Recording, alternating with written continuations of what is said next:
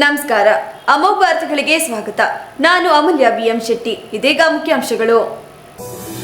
ಸಕಲ ಸರ್ಕಾರಿ ಗೌರವದೊಂದಿಗೆ ಮಾವಿನಕೆರೆ ರಂಗನಾಥ ಬೆಟ್ಟದ ತಪ್ಪಲಿನಲ್ಲಿ ನೆರವೇರಿದ ಚೆನ್ನಮ್ಮ ಅಂತ್ಯ ಸಂಸ್ಕಾರ. ಕಣ್ಣೀರು ತರಿಸುತ್ತೆ ಚೆನ್ನಮ್ಮರ ಕೊನೆಯ ನಮಸ್ಕಾರ. ಆಸ್ಪತ್ರೆ ಸೇರುವ 3 ದಿನದ ಹಿಂದೆ ದೇವೇಗೌಡರ ಕೈ ಹಿಡಿದು ಹೇಳಿದರು ಮೌನ ಸಂದೇಶ. ವಿಡಿಯೋ ಕಾನ್ಫರೆನ್ಸ್ ಮೂಲಕ ಅಜ್ಜಿಗೆ ಅಂತಿಮ ನಮನ ಸಲ್ಲಿಸಿದ ಮಾಜಿ ಸಂಸದ ಪ್ರಜ್ವಲ್ ರೇವಣ್ಣ. ರಾಜ್ಯದಲ್ಲಿ ಜೆಡಿಎಸ್ ಪಕ್ಷ ಅಧಿಕಾರಕ್ಕೆ ಬರಲು ಮತ್ತು ದೇವೇಗೌಡರು ಮುಖ್ಯಮಂತ್ರಿ ಹಾಗೂ ಪ್ರಧಾನಮಂತ್ರಿ ಪದವಿಗೇರಲು ಚೆನ್ನಮ್ಮ ಅವರ ಕೊಡುಗೆ ಅಪಾರ. ಮಾಜಿ ಸಚಿವ ಎ ಮಂಜು ಹೇಳಿಕೆ. ಮತ್ತು ಚೆನ್ನಮ್ಮನವರ ಧಾರ್ಮಿಕತೆ, ಅತಿಥಿ ಸತ್ಕಾರ, ಸಂಸ್ಕಾರ ಮತ್ತು ದೈವ ಭಕ್ತಿಗೆ ಹೆಸರುವಾಸಿಯಾದವರು. ಅವರ ಧಾರ್ಮಿಕ ಶ್ರದ್ಧೆಯನ್ನು ಮಾತುಗಳಲ್ಲಿ ವರ್ಣಿಸಲು ಸಾಧ್ಯವಿಲ್ಲ. ವಿಧಾನ ಪರಿಷತ್ ಸದಸ್ಯ ಭೋಜೇಗೌಡ ಹೇಳಿಕೆ. ವಾರ್ತೆಗಳ ವಿವರ. ಮಾಜಿ ಪ್ರಧಾನಿ ಎಚ್.ಡಿ. ದೇವೇಗೌಡರ ಪತ್ನಿ ಚೆನ್ನಮ್ಮರವರ ಅಂತ್ಯಕ್ರಿಯೆ ಸಕಲ ಸರ್ಕಾರಿ ಗೌರವಗಳೊಂದಿಗೆ ತಾಲೂಕಿನ ಕ್ಯಾತನಹಳ್ಳಿಯಲ್ಲಿ ನೆರವೇರಿತು. ಚನ್ನಂಬಿಕಾ ನಿವಾಸದಲ್ಲಿ ಬೆಳಗ್ಗೆ ಸರಿಯಾಗಿ 10:15ಕ್ಕೆ ಶಾಸ್ತ್ರೋಕ್ತವಾಗಿ ಅಂತಿಮ ವಿಧಿವಿಧಾನಗಳನ್ನು ಆರಂಭಿಸಲಾಯಿತು. ಮಾಜಿ ಪ್ರಧಾನಿ ಎಚ್.ಡಿ. ದೇವೇಗೌಡರ ಕಿರಿಯ ಪುತ್ರ ಡಾಕ್ಟರ್ ಎಚ್.ಡಿ. ರಮೇಶ್ ಅವರು ವೈದಿಕರ ವೇದಘೋಷಗಳ ನಡುವೆ ಅಂತಿಮ ಕಾರ್ಯಗಳನ್ನು ನೆರವೇರಿಸಿದರು. ಈ ಸಂದರ್ಭದಲ್ಲಿ ಕುಟುಂಬಸ್ಥರು ವಿಶೇಷ ಪೂಜೆ ಪುರಸ್ಕಾರಗಳು ಸಲ್ಲಿಸಿದ್ದು, ನೆರೆದಿದ್ದ ಪ್ರತಿಯೊಬ್ಬರ ಕಣ್ಣಾಲಿಗಳು ತೇವಗೊಂಡಿದ್ದವು. ಮಧ್ಯಾಹ್ನ 12:45ಕ್ಕೆ ಚನ್ನಂಬಿಕಾ ನಿವಾಸದಿಂದ ಅಂತಿಮ ಯಾತ್ರೆಯ ಮೆರವಣಿಗೆ ಹೊರಟಿತ್ತು. ದೇವಸ್ಥಾನದಲ್ಲಿ ತೀರ್ಥ ಪ್ರೋಕ್ಷಣೆ, ಚನ್ನಂಬಿಕಾ ವೃತ್ತ, ಅಂಬೇಡ್ಕರ್ ಸರ್ಕಲ್ ಮೂಲಕ ಮೆರವಣಿಗೆಯು ಶ್ರೀ ಲಕ್ಷ್ಮೀ ನರಸಿಂಹಸ್ವಾಮಿ ದೇವಸ್ಥಾನಕ್ಕೆ ತಲುಪಿತು. ದೇವಸ್ಥಾನದ ಆವರಣದಲ್ಲಿ ಅರ್ಚಕರು ಮಂತ್ರಘೋಷಗಳೊಂದಿಗೆ ಪಾರ್ಥಿವ ಶರೀರಕ್ಕೆ ತೀರ್ಥ ಪ್ರೋಕ್ಷಣೆ ಮಾಡಿದರು. ಈ ವೇಳೆ ದೇವೇಗೌಡರು ಅತ್ಯಂತ ಭಾವನಾತ್ಮಕರಾಗಿ ಶ್ರೀ ಲಕ್ಷ್ಮೀ ನರಸಿಂಹಸ್ವಾಮಿಗೆ ಕೈ ಮುಗಿದು ನಮಿಸಿದರು. ಬಳಿಕ ಮೆರವಣಿಗೆಯು ದೇವೇಗೌಡರು 1962ರಲ್ಲಿ ವಾಸವಾಗಿದ್ದ ಹಳೆಯ ನಿವಾಸದ ಮುಂಭಾಗದಿಂದ ಗಾಂಧಿ ಸರ್ಕಲ್ ತಲುಪಿತ್ತು. ಅಲ್ಲಿ ಸಾವಿರಾರು ಸಾರ್ವಜನಿಕರು ಅಂತಿಮ ದರ್ಶನ ಪಡೆದರು. ತದನಂತರ ಸಂಕನಹಳ್ಳಿ ಪಡುವಲಹಿಪ್ಪೆಯಲ್ಲಿರುವ ನಿವಾಸದ ಮುಂಭಾಗ ಹಾಗೂ ಬಸವನಹಳ್ಳಿ, ಹನುಮನಹಳ್ಳಿ, ಹಗರಹಳ್ಳಿ, ಹಳೆಕೋಟೆ ಮತ್ತು ಮಾವಿನಕೆರೆ ಮಾರ್ಗವಾಗಿ ಪಾರ್ಥಿವ ಶರೀರವು ಹರಪನಹಳ್ಳಿಯನ್ನು ತಲುಪಿತು. ಮೆರವಣಿಗೆಯ ಉದ್ದಕ್ಕೂ ಪಾರ್ಥಿವ ಶರೀರದ ಜೊತೆಗೆ ಕಿರಿಯ ಪುತ್ರ ಡಾಕ್ಟರ್ ಎಚ್.ಡಿ. ರಮೇಶ್, ದೇವೇಗೌಡರ ಇತರ ಮಕ್ಕಳು ಹಾಗೂ ಮೊಮ್ಮಕ್ಕಳು ಉಪಸ್ಥಿತರಿದ್ದರು. ಮಾವಿನಕೆರೆ ರಂಗನಾಥ ಸ್ವಾಮಿ ಬೆಟ್ಟದ ತಪ್ಪಲಿನಲ್ಲಿರುವ ಭೂಮಿಯ ಮಣ್ಣಿನ ಮಡಿಲಲ್ಲಿ ಚೆನ್ನಮ್ಮರವರ ಅಂತ್ಯಕ್ರಿಯೆ ನೆರವೇರಿಸಲಾಯಿತು. ದೇವೇಗೌಡರ ಕುಟುಂಬದ ಧಾರ್ಮಿಕ ಹಾಗೂ ಆಗಮಿಕ ಕೆಲಸ ಕಾರ್ಯ ನಡೆಸುತ್ತಾ ಬಂದಿರುವ ಬೆಂಗಳೂರಿನ ಲಕ್ಷ್ಮೀನಾರಾಯಣ ಸ್ವಾಮಿ ದೇವಾಲಯದ ಅರ್ಚಕರಾದ ಕಣ್ಣನ್ ಸ್ವಾಮಿ ನೇತೃತ್ವದ 10ಕ್ಕೂ ಹೆಚ್ಚು ಅರ್ಚಕರ ತಂಡದವರು ಅಂತಿಮ ವಿಧಿವಿಧಾನಗಳನ್ನು ನೆರವೇರಿಸಿದರು. ಮುಖ್ಯಮಂತ್ರಿ ಡಿ.ಕೆ. ಶಿವಕುಮಾರ್ ಆಗಮಿಸಿ ಸರ್ಕಾರದ ಪರವಾಗಿ ರಾಷ್ಟ್ರಗೀತೆಗೆ ವಂದನೆ ಸಲ್ಲಿಸುವ ಸಕಲ ಸರ್ಕಾರಿ ಗೌರವ ಸಲ್ಲಿಸಿ ಪಾರ್ಥಿವ ಶರೀರಕ್ಕೆ ಹೂಗುಚ್ಛ ಇರಿಸಿ ನಮಿಸಿದರು. ಈ ಸಂದರ್ಭದಲ್ಲಿ ಕೇಂದ್ರ ಸಚಿವರಾದ ಶಿವರಾಜ್ ಸಿಂಗ್ ಚೌಹಾಣ್, ಎಚ್.ಡಿ. ಕುಮಾರಸ್ವಾಮಿ, ಪ್ರಹ್ಲಾದ್ ಜೋಶಿ, ವಿ. ಸೋಮಣ್ಣ, ಮಾಜಿ ಪ್ರಧಾನಿ ಎಚ್.ಡಿ. ದೇವೇಗೌಡ, ಎಚ್.ಡಿ. ಕುಮಾರಸ್ವಾಮಿ, ವಿಧಾನ ಪರಿಷತ್ ಸಭಾಪತಿ ಬಸವರಾಜ ಹೊರಟ್ಟಿ, ಸಚಿವರಾದ Krishna Byregowda, K J. George, K H. Muniyappa, ವಿಪಕ್ಷ ನಾಯಕ ಆರ್. ಅಶೋಕ್, ಮಾಜಿ ಮುಖ್ಯಮಂತ್ರಿ ಬಸವರಾಜ ಬೊಮ್ಮಾಯಿ, ಚಲುವನಾರಾಯಣಸ್ವಾಮಿ, ಗೋವಿಂದ ಕಾರಜೋಳ, ಡಿ. ಸುಧಾಕರ್, ಸಂಸದ Shreyas Patel, doctor C N. Manjunath, B Y. Raghavendra, Mallesh Babu, BJP ರಾಜ್ಯಾಧ್ಯಕ್ಷ ಬಿ.ವೈ. ವಿಜಯೇಂದ್ರ, ನಿಖಿಲ್ ಕುಮಾರಸ್ವಾಮಿ, ಜಮೀರ್ ಅಹಮದ್, ಸುರೇಶ್ ಬಾಬು, ಡಾಕ್ಟರ್ ಸೂರಜ್ ರೇವಣ್ಣ, ರಾಜ್ಯ ಪೊಲೀಸ್ ಮಹಾನಿರ್ದೇಶಕ M A. Saleem, Shri doctor Nirmalanandanatha Mahaswamiji, Shri Rambhapuri, Shri doctor Nishchalanandanatha Swamiji, Shri Nanjavadhoota Swamiji, Shri Shambhunatha Swamiji, ಜಿಲ್ಲಾಧಿಕಾರಿ ಕೆ.ಎಸ್. ಲತಾಕುಮಾರಿ ಪುಷ್ಪಗುಚ್ಛ ಇರಿಸಿ ಅಂತಿಮ ನಮನ ಸಲ್ಲಿಸಿದರು. ನಂತರದಲ್ಲಿ ಮುಖ್ಯಮಂತ್ರಿ ಡಿ.ಕೆ. ಶಿವಕುಮಾರ್ ಆ ಪಾರ್ಥಿವ ಶರೀರದ ಮೇಲೆ ಹೊದಿಸಿದ್ದ ರಾಷ್ಟ್ರಧ್ವಜವನ್ನು ಮಾಜಿ ಪ್ರಧಾನಿ ಎಚ್.ಡಿ. ದೇವೇಗೌಡರಿಗೆ ನೀಡಿದರು. ಇದೇ ವೇಳೆಯಲ್ಲಿ ವಿವಿಧ ಮಠಗಳ ಸ್ವಾಮೀಜಿಗಳು, ಕೇಂದ್ರ ಹಾಗೂ ರಾಜ್ಯ ಸಚಿವರು, ಗಣ್ಯರು, ಮಾಜಿ ಸಚಿವರು, ವಿವಿಧ ರಾಜಕೀಯ ಪಕ್ಷಗಳ ನಾಯಕರು ಹಾಜರಿದ್ದರು. ಮಾಜಿ ಪ್ರಧಾನಿ ಎಚ್.ಡಿ. ದೇವೇಗೌಡರ ಪತ್ನಿ ಚೆನ್ನಮ್ಮ ನಿಧನದ ಬೆನ್ನಲ್ಲೇ ವಿಡಿಯೋ ವೈರಲ್ ಆಗಿದೆ. ಚೆನ್ನಮ್ಮ ಆಸ್ಪತ್ರೆ ಸೇರುವ 3 ದಿನಗಳ ಹಿಂದಿನ ವಿಡಿಯೋ ಅದಾಗಿದ್ದು, ನೋಡುಗರ ಕಣ್ಣಾಲೆಗಳನ್ನು ಒದ್ದೆ ಮಾಡುತ್ತಿದೆ. ಬದುಕಿನ ದಾರಿಯಲ್ಲಿ 7 ದಶಕಗಳ ಕಾಲ ಹೆಜ್ಜೆಗೆ ಹೆಜ್ಜೆಯಾಗಿ ನಡೆದವರು. ಸುಖದಲ್ಲೂ ಕಷ್ಟದಲ್ಲೂ ನೆರಳಿನಂತೆ ಪತಿಯ ಬೆನ್ನಿಗೆ ನಿಂತವರು. ಕನ್ನಡ ನಾಡಿನ ದೊಡ್ಡ ಗೌಡರ ಬದುಕಿನ ಶಕ್ತಿಯಾಗಿದ್ದ ಚೆನ್ನಮ್ಮ ಅವರು ಇಂದು ನೆನಪು ಮಾತ್ರ. ಆದರೆ ಅವರು ದೈಹಿಕವಾಗಿ ಮರೆಯಾಗುವ ಕೇವಲ 3 ದಿನಗಳ ಮುನ್ನ ನಡೆದ ಆ ಒಂದು ದೃಶ್ಯ ಮಾತ್ರ ಈಗ ಕೋಟ್ಯಾಂತರ ಕನ್ನಡಿಗರ ಕಣ್ಣಾಲಿಗಳನ್ನು ಒದ್ದೆ ಮಾಡುತ್ತಿದೆ.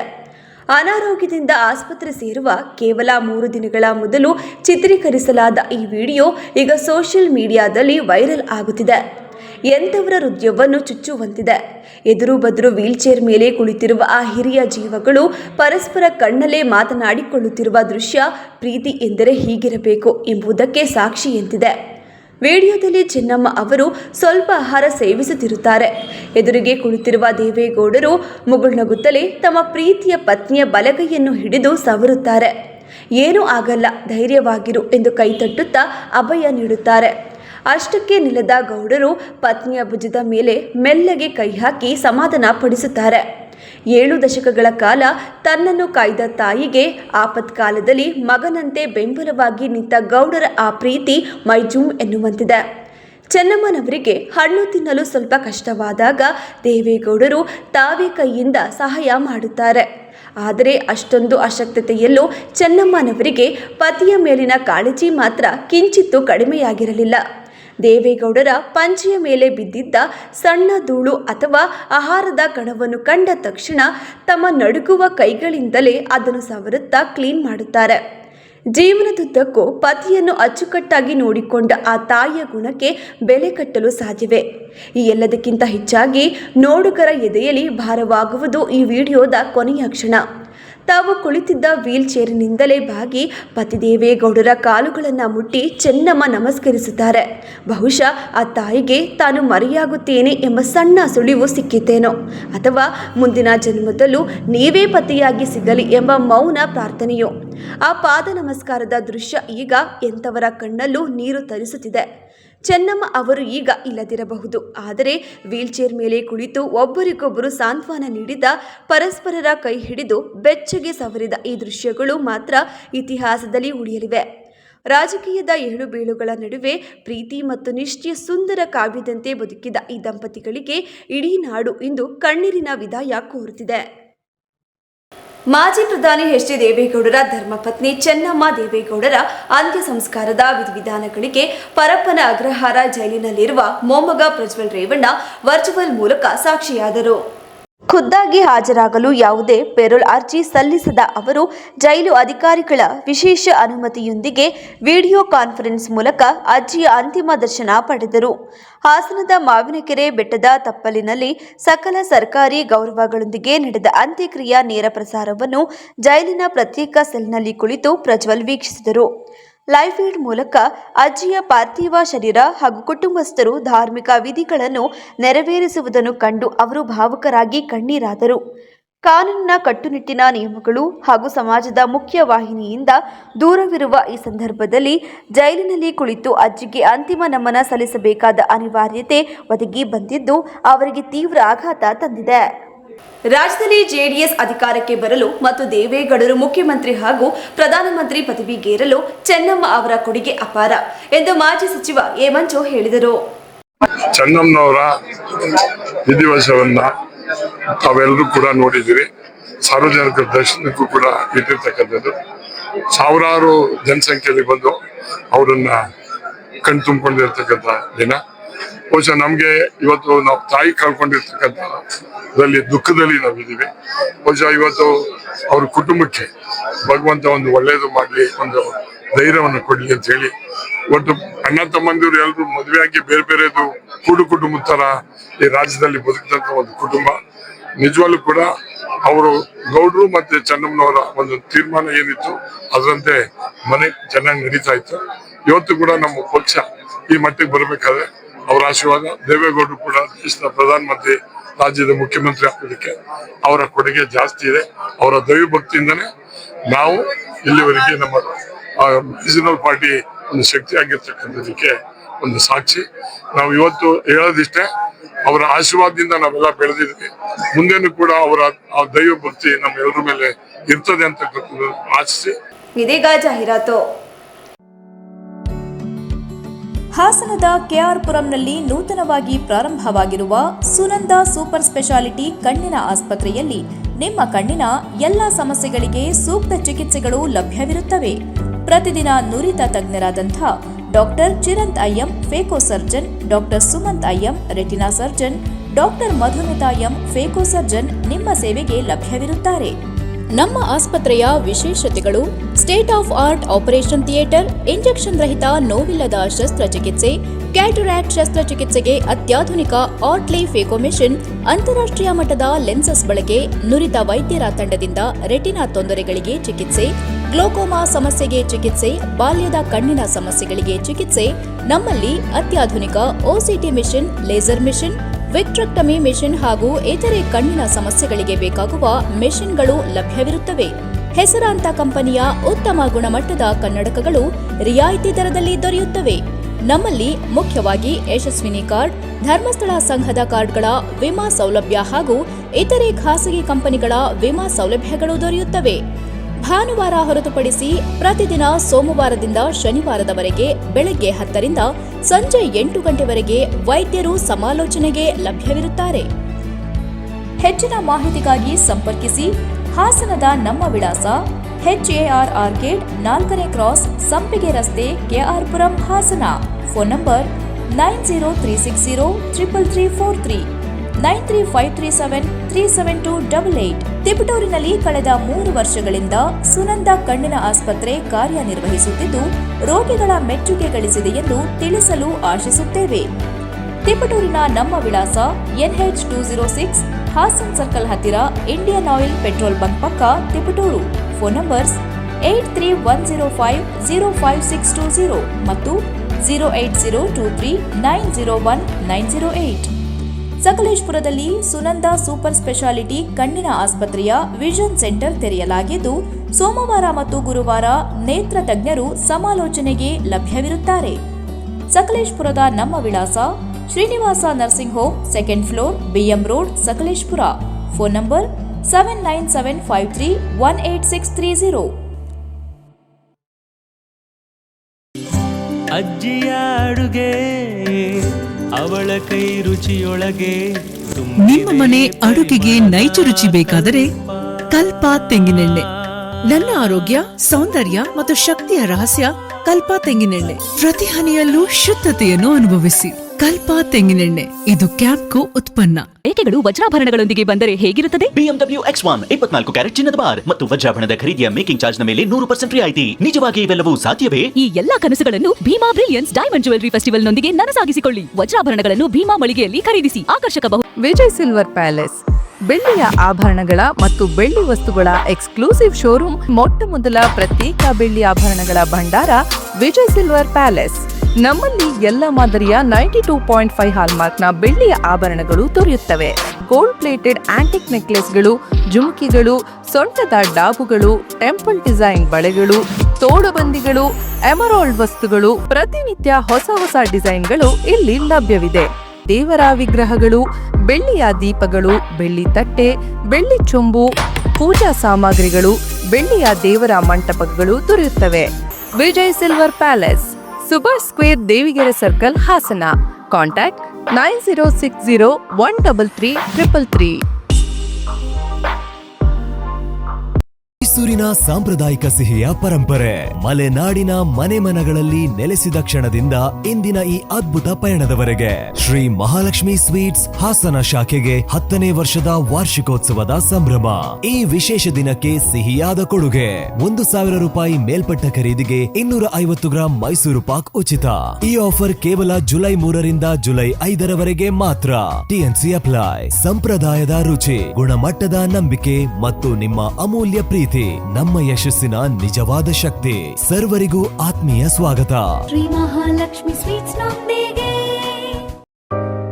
ಗೋಮತಿ ಕಲ್ಯಾಣ ಮಂಟಪ 14 ವಸಂತಗಳನ್ನು ಪೂರೈಸಿ 15ನೇ ವರ್ಷಕ್ಕೆ ಪಾದಾರ್ಪಣೆ ಮಾಡುತ್ತಿರುವ ನಮ್ಮ ಗೋಮತಿ ಕಲ್ಯಾಣ ಮಂಟಪವನ್ನ ಹೊಚ್ಚ ಹೊಸ ರೂಪದಲ್ಲಿ ನಿಮ್ಮ ಮುಂದೆ ಪ್ರಸ್ತುತಪಡಿಸುತ್ತಿದ್ದೇವೆ. ಅತ್ಯಾಧುನಿಕವಾಗಿ ನವೀಕರಣಗೊಂಡ ಕಲ್ಯಾಣ ಮಂಟಪದಲ್ಲಿ 1200 ಜನರು ಕೂರಬಹುದಾದಂತಹ ಬ್ಯಾಂಕ್ವೆಟ್ ಹಾಲ್ ಹಾಗೂ 700 ಜನರು ಊಟ ಮಾಡಬಹುದಾದ ಡೈನಿಂಗ್ ಹಾಲ್ ಇದ್ದು, ಮದುವೆ, ಬೀಗರ ಔತಣ, ನಾಮಕರಣ ಮತ್ತು ಎಲ್ಲ ಶುಭ ಸಮಾರಂಭಗಳಿಗೆ ಸಸ್ಯಾಹಾರಿ ಮತ್ತು ಮತ್ತು ಮಾಂಸಾಹಾರಿ ಔತಣಗಳಿಗೆ ಹಾಲ್ ಅನ್ನು ನೀಡಲಾಗುತ್ತದೆ. 4 ಎಕರೆಗೂ ಅಧಿಕ ಜಾಗದಲ್ಲಿ ವಾಹನಗಳಿಗೆ ಉತ್ತಮವಾದ ಪಾರ್ಕಿಂಗ್ ವ್ಯವಸ್ಥೆ ಸಹ ಲಭ್ಯವಿದೆ. ನಿಮ್ಮ ಕುಟುಂಬದ ಸುಂದರ ಕಾರ್ಯಕ್ರಮಗಳನ್ನ ಅತ್ಯುತ್ತಮ ಕ್ಷಣಗಳನ್ನಾಗಿ ಮಾರ್ಪಾಡಾಗಿಸಲು ಒಂದು ಒಳ್ಳೆಯ ಜಾಗ, ಅದುವೇ ನಮ್ಮ ಗೋಮತಿ ಕಲ್ಯಾಣ ಮಂಟಪ. ಗೋಮತಿ ಕಲ್ಯಾಣ ಮಂಟಪ, ಕೋಟ್ ಹೊಸ ಬಸ್ ನಿಲ್ದಾಣದ ಹತ್ತಿರ, ಚನ್ನಪಟ್ಟಣ ಬಡಾವಣೆ, ಹೊಳೆನರಸೀಪುರ ರಸ್ತೆ, ಹಾಸನ. ಬುಕಿಂಗ್ ಹಾಗೂ ಹೆಚ್ಚಿನ ಮಾಹಿತಿಗಾಗಿ ಸಂಪರ್ಕಿಸಿ 9484242761 ಮತ್ತು 8970568666. ಮತ್ತೊಮ್ಮೆ ಅಮೋಘ ವಾರ್ತೆಗಳಿಗೆ ಸ್ವಾಗತ. ಚೆನ್ನಮ್ಮನವರು ಧಾರ್ಮಿಕತೆ, ಅತಿಥಿ ಸತ್ಕಾರ, ಸಂಸ್ಕಾರ ಮತ್ತು ದೈವ ಭಕ್ತಿಗೆ ಹೆಸರುವಾಸಿಯಾದವರು. ಮನೆಗೆ ಬಂದ ಪ್ರತಿಯೊಬ್ಬರನ್ನು ಉಪಚರಿಸುವುದು ಅವರ ದೈನಂದಿನ ಕಾಯಕವಾಗಿತ್ತು. ಅವರ ಧಾರ್ಮಿಕ ಶ್ರದ್ಧೆಯನ್ನು ಮಾತುಗಳಲ್ಲಿ ವರ್ಣಿಸಲು ಸಾಧ್ಯವಿಲ್ಲ ಎಂದು ವಿಧಾನ ಪರಿಷತ್ ಸದಸ್ಯ ಬೋಜಿಗೌಡ ಹೇಳಿದರು. ಈಗ ನಿಮ್ಗೆಲ್ಲ ಗೊತ್ತಿದೆ, ನಿನ್ನೆಯಿಂದ ಬೆಂಗಳೂರಿಂದ ಹೊರಟು ಇಲ್ಲಿ ಬಂದು ತಲುಪುವಾಗ ಬೆಳಿಗ್ಗೆ 6:30 ಗಂಟೆ ಆಗಿದೆ. ಅಂದ್ರೆ ದಾರಿ ಉದ್ದಕ್ಕೂ ಜನಸಾಗರ, ಜನಸ್ತೋಮ, ಅವರ ಚೆನ್ನಮ್ಮವ್ರನ್ನ ದರ್ಶನ ಮಾಡ್ಬೇಕು ಅಂತೇಳಿ ಫಲವಾಗಿ ದಾರಿ ಉದ್ದಕ್ಕೂ ಜನಸಾಗರ. ಈಗ ಅವರಿಗೆ ನೋಡಿ, ಧಾರ್ಮಿಕತೆಗೆ ಇನ್ನೊಂದು ಹೆಸರೇ ಚೆನ್ನಮ್ಮಾಜಿಯವರು, ಮತ್ತೆ ಅತಿಥಿ ಸತ್ಕಾರಕ್ಕೆ ಇನ್ನೊಂದು ಹೆಸರೇ ಚೆನ್ನಮ್ಮಾಜಿಯವರು. ಸಂಸ್ಕಾರ, ದೈವಭಕ್ತಿ, ಬಂದು ಹೋದ ಜನರುಗಳನ್ನ ಉಪಚರಿಸ್ತಕ್ಕಂಥದ್ದು, ಇದೆಲ್ಲ ಅವರಿಗೆ ಪ್ರತಿನಿತ್ಯದ ದೈನಂದಿನ ಕೆಲಸಗಳಾಗಿತ್ತು. ಈ ಧಾರ್ಮಿಕತೆ ಶ್ರದ್ಧೆ ಎಷ್ಟಿತ್ತು ಅಂತ ಹೇಳಿದ್ರೆ ಅದನ್ನ ಊಹಿಸಲು ಅಸಾಧ್ಯ. ಇವಾಗ ನೋಡಿ, ಧಾರ್ಮಿಕ ಕಾರ್ಯ ನಡೀತಾ ಇದೆ, ಅಸಂಖ್ಯಾತ ಗಣ್ಯರು ಇಲ್ಲಿ ಬಂದು ಕಾಯ್ತಾ ಇದ್ದಾರೆ. ಬಹಳ ಜನ ಅವರ ದರ್ಶನ ಮಾಡಕ್ ಕಾಯ್ತಾ ಇದ್ದಾರೆ. ಆದ್ರೆ ಅವರಲ್ಲಿದ್ದಂತ ಶ್ರದ್ಧಾ, ಧಾರ್ಮಿಕ ಇದಕ್ಕೆ ಎಲ್ಲೂ ಕೂಡ ಧಕ್ಕೆ ಆಗ್ಬಾರ್ದು ಅನ್ನೋ ದೃಷ್ಟಿಯಿಂದ ರಾಜರಾಜೇಶ್ವರಿ ದೇವಸ್ಥಾನದ ಪೂಜಾರರು ಮತ್ತೆ ಬೇರೆ ನಾಡಿನ ವಿವಿಧ ಪೂಜಾರರು ಎಲ್ಲ ಬಂದು ಆ ಧಾರ್ಮಿಕ ಕಾರ್ಯವನ್ನ ನೆರವೇರಿಸ್ತಾ ಇದ್ದಾರೆ. ರಾಷ್ಟ್ರೀಯ ಪರೀಕ್ಷಾ ಸಂಸ್ಥೆ ನಡೆಸುವ ನೀಟ್ ಹಾಗೂ ಎಇಇ ಸೇರಿದಂತೆ ಸ್ಪರ್ಧಾತ್ಮಕ ಪರೀಕ್ಷೆಗಳಲ್ಲಿ ನಡೆದಿರುವ ಅಕ್ರಮಗಳನ್ನು ಖಂಡಿಸಿ ಪರೀಕ್ಷಾ ವ್ಯವಸ್ಥೆಯಲ್ಲಿ ಪಾರದರ್ಶಕತೆ ಕಾಪಾಡುವಂತೆ ಒತ್ತಾಯಿಸಿ ಹಾಗೂ ಕೇಂದ್ರ ಶಿಕ್ಷಣ ಸಚಿವ ಧರ್ಮೇಂದ್ರ ಪ್ರಧಾನ್ ನೈತಿಕ ಹೊಣೆ ಹೊತ್ತು ರಾಜೀನಾಮೆ ನೀಡಬೇಕೆಂದು ಆಗ್ರಹಿಸಿ ನಗರದಲ್ಲಿ ಜಿಲ್ಲಾ ಜನಪರ ಚಳವಳಿಗಳ ಒಕ್ಕೂಟದಿಂದ ಪ್ರತಿಭಟನೆ ನಡೆಸಿ ಜಿಲ್ಲಾಡಳಿತಕ್ಕೆ ಮನವಿ ಸಲ್ಲಿಸಿದರು. ನಗರದ ಹೇಮಾವತಿ ಪ್ರತಿಮೆ ಮುಂಭಾಗದಿಂದ ಪ್ರತಿಭಟನಾ ಮೆರವಣಿಗೆ ಆರಂಭವಾಗಿ ಎನ್ಆರ್ ವೃತ್ತ ಹಾಗೂ ಬಿಎಂ ರಸ್ತೆ ಮೂಲಕ ಜಿಲ್ಲಾಧಿಕಾರಿ ಕಚೇರಿ ಆವರಣಕ್ಕೆ ಬಂದ ಪ್ರತಿಭಟನಾಕಾರರು ನೀಟ್ ಅಕ್ರಮದ ವಿರುದ್ಧ ಅಮರಣಾಂತ ಉಪವಾಸ ಕುಳಿತಿರುವ ಸೋನಂ ವಾಚುಕ್ ಅವರನ್ನು ಬೆಂಬಲಿಸಿ ಈ ಹೋರಾಟ ನಡೆಸಿದರು. ಇದೇ ವೇಳೆ ಸಂಘಟನೆಯ ಅರ್ಹನೀಸ್ ಮಾಧ್ಯಮದೊಂದಿಗೆ ಮಾತನಾಡಿ, ದೇಶದ ಲಕ್ಷಾಂತರ ವಿದ್ಯಾರ್ಥಿಗಳು ವೈದ್ಯಕೀಯ ಮತ್ತು ಇಂಜಿನಿಯರಿಂಗ್ ಶಿಕ್ಷಣದ ಕನಸನ್ನು ನನಸಾಗಿಸಿಕೊಳ್ಳಲು ಹಗಲಿರುಳು ಶ್ರಮಿಸಿ ನೀಟ್ ಹಾಗೂ ಎಇಇ ಪರೀಕ್ಷೆಗಳಿಗೆ ಸಿದ್ಧತೆ ನಡೆಸುತ್ತಾರೆ. ಆದರೆ ಪ್ರಶ್ನೆ ಪತ್ರಿಕೆ ಸೋರಿಕೆ ಹಾಗೂ ಪರೀಕ್ಷಾ ಅಕ್ರಮಗಳು ಅವರ ಪರಿಶ್ರಮಕ್ಕೆ ಧಕ್ಕೆ ತಂದು ಶಿಕ್ಷಣ ವ್ಯವಸ್ಥೆಯ ಮೇಲಿನ ನಂಬಿಕೆಯನ್ನು ಕುಗ್ಗಿಸಿವೆ. ಇಂತಹ ಘಟನೆಗಳಿಂದ ಅನೇಕ ವಿದ್ಯಾರ್ಥಿಗಳು ಮಾನಸಿಕ ಆಘಾತಕ್ಕೆ ಒಳಗಾಗಿರುವುದು ಕಳವಳಕಾರಿ. ಪರೀಕ್ಷಾ ಅಕ್ರಮಗಳಿಗೆ ಸಂಬಂಧಿಸಿದ ನೈತಿಕ ಹೊಣೆಗಾರಿಕೆಯನ್ನು ಕೇಂದ್ರ ಸರ್ಕಾರ ಮತ್ತು ಶಿಕ್ಷಣ ಸಚಿವರು ಹೊತ್ತಿಕೊಳ್ಳಬೇಕು ಎಂದು ಹೇಳಿದರು. 2026 ನೀಟ್ ಪೇಪರ್ ಲೀಕ್ ಆಗಿದೆ. ಅದರ ರೆಸ್ಪಾನ್ಸಿಬಿಲಿಟಿ ಮತ್ತು ಅಕೌಂಟಬಿಲಿಟಿನ ಯಾರೂ ತಗೋತಾ ಇಲ್ಲ.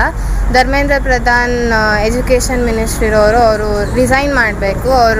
ಅವ್ರ ತಪ್ಪನ್ನು ಒಪ್ಕೊಂಡು ಅದನ್ನು ಸರಿ ಮಾಡೋದು, ಅಥವಾ ಅವ್ರಿಗಾಗಲ್ಲ ಅಂದರೆ ಅದನ್ನ ರಿಸೈನ್ ಮಾಡಬೇಕು ಪೋಸ್ಟನ್ನು. ಅವರೊಂದು ಮಾರಲ್ ರೆಸ್ಪಾನ್ಸಿಬಿಲಿಟಿ ತೊಗೋಬೇಕು. ಮತ್ತು ಈ ನೀಟ್ ಪೇಪರ್ ಲೀಕ್ ಆಗೋದು ಅಥವಾ ಬೇರೆ ಏನೇನೆಲ್ಲ ಸಮಸ್ಯೆ ಎಲ್ಲ ಇದೆಯಲ್ಲ, ಅದು ಒಂದು ಸಿಂಪ್ಟಮ್ ರೀತಿ. ಮೇನ್ ಸ್ಟ್ರಕ್ಚರಲ್ಲೇ ಪ್ರಾಬ್ಲಮ್ ಇದೆ. ಅದೊಂದು ಈ ಕ್ಯಾಪಿಟಲಿಸಮ್ ಇಂದ ಬರೋ ಅಂಥ ಅದೊಂದು ಸಿಂಪ್ಟಮ್ ಅಷ್ಟೇ. ಎಲ್ಲ ಏನೇನೆಲ್ಲ ನಡೀತಾ ಇದೆಯೋ ಎಲ್ಲ ಕೆಲಸಗಳು ಪ್ರಾಫಿಟ್ ಓರಿಯೆಂಟೆಡ್ ಆದಾಗ ಹೀಗಾಗುತ್ತೆ. ಸೋನಂ ವಾಂಗ್ಚುಕ್ನವರು 20 ದಿನಗಳಿಂದ ಉಪವಾಸ ಮಾಡ್ತಾ ಇದ್ದಾರೆ. ಅವ್ರ ಜೊತೆ ಇನ್ನೂ ತುಂಬ ಸ್ಟೂಡೆಂಟ್ ಆರ್ಗನೈಸೇಷನ್ ಲೀಡರ್ಸ್ ಕೂಡ ಉಪವಾಸ ಮಾಡ್ತಾ ಇದ್ದಾರೆ. ಉಪವಾಸ 1-2 ದಿನ ಇರೋದೇನೆ ಕಷ್ಟ, ಅಷ್ಟು ದಿನಗಳಿಂದ ಮಾಡ್ತಿದ್ದಾರೆ. ಅವರು BP, ಬ್ಲಡ್ ಪ್ರೆಷರ್ ಕೌಂಟು ಮತ್ತು ಗ್ಲೂಕೋಸ್ ಇಂಡೆಕ್ಸ್ ಎಲ್ಲವೂ ಕಮ್ಮಿ ಆಗಿದ್ರೂ ಯಾವುದೇ ರೆಸ್ಪಾನ್ಸ್ ಗೌರ್ಮೆಂಟ್ ಮಾಡ್ತಾ ಇಲ್ಲ. ಇದೊಂದು ಕ್ರೌರ್ಯ. ಇದರಿಂದ ಗೊತ್ತಾಗೋದು ನಮ್ಮ ಡೆಮೋಕ್ರಸಿ ಎಷ್ಟು ಹಾಳಾಗಿದೆ ಅಂತ. ಒಂದು ಒಂದು ಸ್ಟೂಡೆಂಟ್ ಪ್ರೊಟೆಸ್ಟಿಗೆ ಅವರು ಸಪೋರ್ಟ್ ಮಾಡೋಕ್ಕಾಗಲ್ಲ ಅಥವಾ ಅದಕ್ಕೊಂದು ರೆಸ್ಪಾನ್ಸ್ ಮಾಡೋಕ್ಕಾಗಲ್ಲ, ಪ್ರೊಟೆಸ್ಟನ್ನು ತಡೀತಾರೆ, ಅದು ಪೀಸ್ಫುಲ್ ಪ್ರೊಟೆಸ್ಟನ್ನು ತಡೀತಾರೆ ಅಂದರೆ ಡೆಮೋಕ್ರೆಸಿಯಿಂದ ಇದು ಅಥಾರಿಟೇರಿಯನ್ ಕಡೆ ಹೋಗ್ತಾ ಇದೆ ಅಂತ ಅರ್ಥ. ಪ್ರತಿಭಟನೆಯಲ್ಲಿ B S Desai, T R Vijayakumar, Dharmesh, M G Prithvi, M C Dongre, Sameer, Mubashir Ahmed, Ramesh, M B Pushpa, Chaitra, Sushma, Shivanna, Gangadhar, Bahujan, Narayana Das ಇತರರು ಉಪಸ್ಥಿತರಿದ್ದರು. ಕೊನೆಯಲ್ಲಿ ಮತ್ತೊಮ್ಮೆ ಮುಖ್ಯಾಂಶಗಳು. ಸಕಲ ಸರ್ಕಾರಿ ಗೌರವದೊಂದಿಗೆ ಮಾವಿನಕೆರೆ ರಂಗನಾಥ ಬೆಟ್ಟದ ತಪ್ಪಲಿನಲ್ಲಿ ನೆರವೇರಿದ ಚೆನ್ನಮ್ಮ ಅಂತ್ಯ ಸಂಸ್ಕಾರ. ಕಣ್ಣೀರು ತರಿಸುತ್ತೆ ಚೆನ್ನಮ್ಮರ ಕೊನೆಯ ನಮಸ್ಕಾರ. ಆಸ್ಪತ್ರೆ ಸೇರುವ 3 ದಿನದ ಹಿಂದೆ ದೇವೇಗೌಡರ ಕೈ ಹಿಡಿದು ಹೇಳಿದರು ಮೌನ ಸಂದೇಶ. ವಿಡಿಯೋ ಕಾನ್ಫರೆನ್ಸ್ ಮೂಲಕ ಅಜ್ಜಿಗೆ ಅಂತಿಮ ನಮನ ಸಲ್ಲಿಸಿದ ಮಾಜಿ ಸಂಸದ ಪ್ರಜ್ವಲ್ ರೇವಣ್ಣ. ರಾಜ್ಯದಲ್ಲಿ ಜೆಡಿಎಸ್ ಪಕ್ಷ ಅಧಿಕಾರಕ್ಕೆ ಬರಲು ಮತ್ತು ದೇವೇಗೌಡರು ಮುಖ್ಯಮಂತ್ರಿ ಹಾಗೂ ಪ್ರಧಾನಮಂತ್ರಿ ಪದವಿಗೇರಲು ಚೆನ್ನಮ್ಮ ಅವರ ಕೊಡುಗೆ ಅಪಾರ. ಮಾಜಿ ಸಚಿವ ಎ ಮಂಜು ಹೇಳಿಕೆ. ಮತ್ತು ಚೆನ್ನಮ್ಮನವರ ಧಾರ್ಮಿಕತೆ, ಅತಿಥಿ ಸತ್ಕಾರ, ಸಂಸ್ಕಾರ ಮತ್ತು ದೈವ ಭಕ್ತಿಗೆ ಹೆಸರುವಾಸಿಯಾದವರು. ಅವರ ಧಾರ್ಮಿಕ ಶ್ರದ್ಧೆಯನ್ನು ಮಾತುಗಳಲ್ಲಿ ವರ್ಣಿಸಲು ಸಾಧ್ಯವಿಲ್ಲ. ವಿಧಾನ ಪರಿಷತ್ ಸದಸ್ಯ ಭೋಜೇಗೌಡ ಹೇಳಿಕೆ. ಮುಂದಿನ ವಾರ್ತಾ ಸಂಚಿಕೆಯೊಂದಿಗೆ ಮತ್ತೆ ಭೇಟಿಯಾಗೋಣ. ವಂದನೆಗಳು.